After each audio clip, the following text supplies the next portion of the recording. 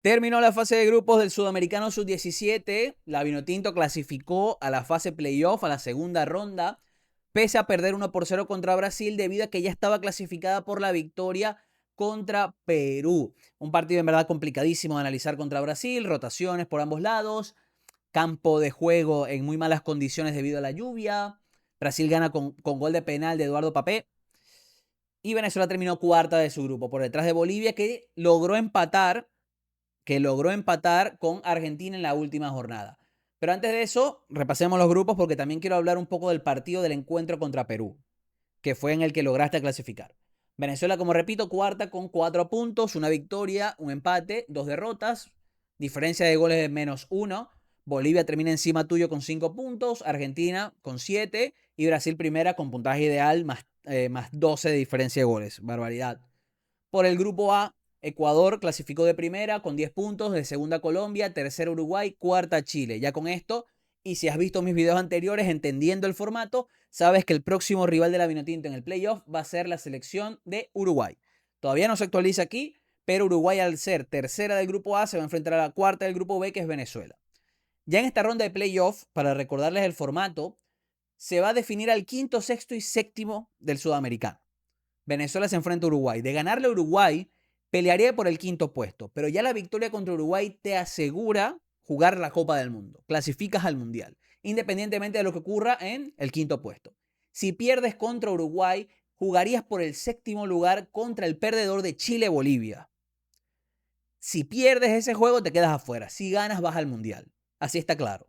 Es decir, Venezuela tiene 2 balas más. Uruguay, de ganarle vas al Mundial, de perder te enfrentarías a Chile o Bolivia. De ganarlo vas al Mundial, de perderlo te quedas afuera.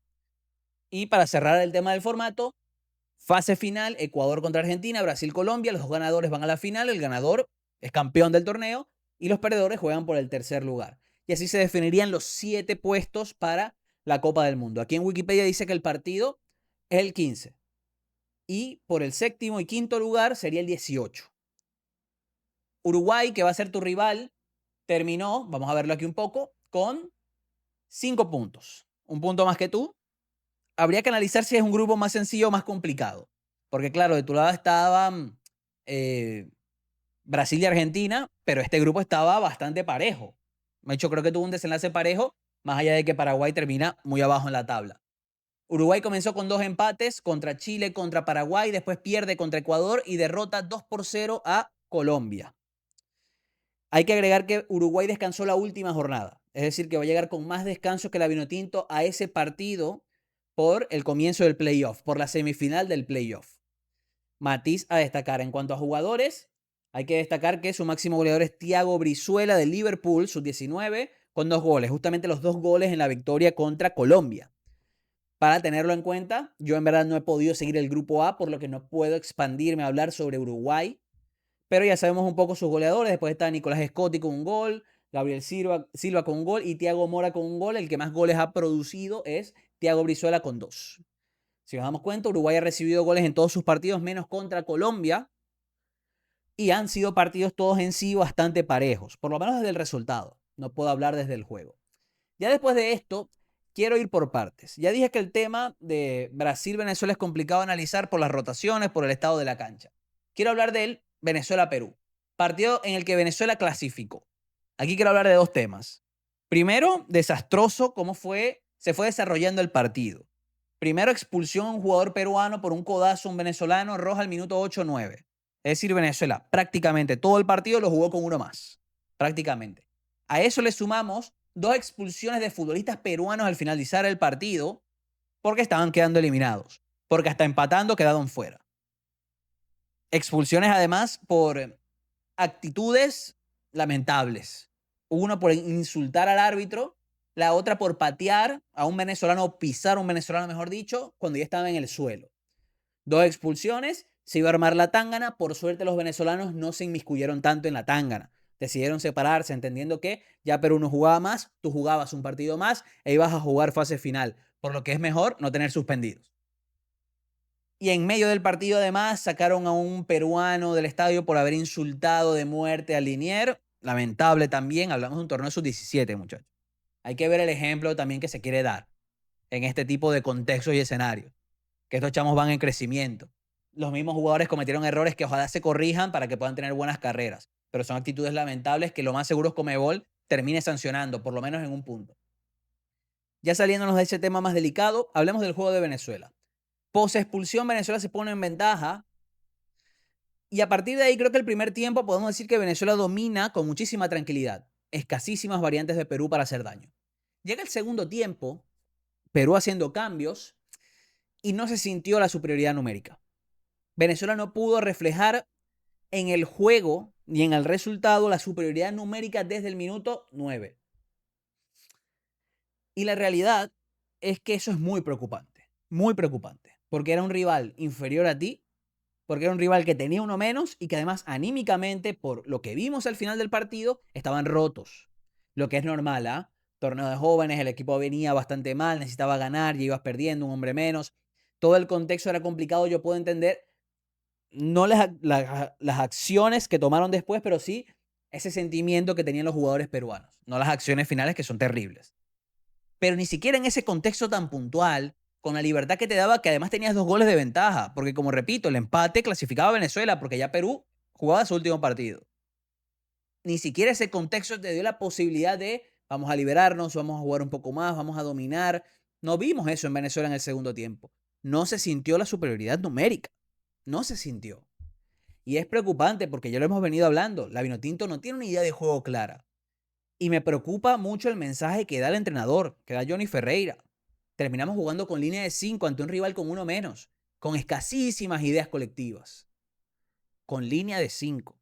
Ya eso, independientemente de que yo no estoy en contra de la línea de 5, lo que quiero decir es que ya es un mensaje que tú le das a tus jugadores cuando sacas a un atacante para meter un defensa más, ganando el partido 1-0 cuando tienes un jugador más desde el minuto 8-9. Estás dando un mensaje muy claro. Cuando estamos hablando de un entrenador que no solamente debe lograr un objetivo, sino que debe formar. Es un mensaje muy negativo, muy negativo. No le estás dando la libertad a estos jugadores para que puedan desplegar su mejor juego. Y a mí me parecía clave esto. Porque este partido, si lo ganabas con solvencia, con un buen juego, con futbolistas destapándose a nivel ofensivo, a nivel numérico, capaz ya en los próximos encuentros contra Brasil, aunque fueses a rotar, y ya el de la fase decisiva, la fase playoff, lo ibas a jugar de otra manera, porque los futbolistas se iban a sentir un poco más cómodos, iban a explotar un poco ese rendimiento que capaz estaba apagado previamente. Pero es que no vimos eso. Y ahora preocupa mucho lo que podríamos llegar a ver contra Uruguay en la siguiente ronda. Es muy preocupante eso. Y fuera del tema de los resultados, yo repito, ya aquí lo dije en el video anterior sobre la sub-17. Más allá del resultado se debe evaluar cómo se está haciendo, cómo se está llegando. Porque hay que decirlo, este formato es benevolente, este formato te da muchísimas oportunidades de clasificar. Ya lo vimos aquí, Venezuela podía clasificar al Mundial con una victoria y ahora lo puede hacer con 2. Es muy benevolente el formato, es muy benevolente.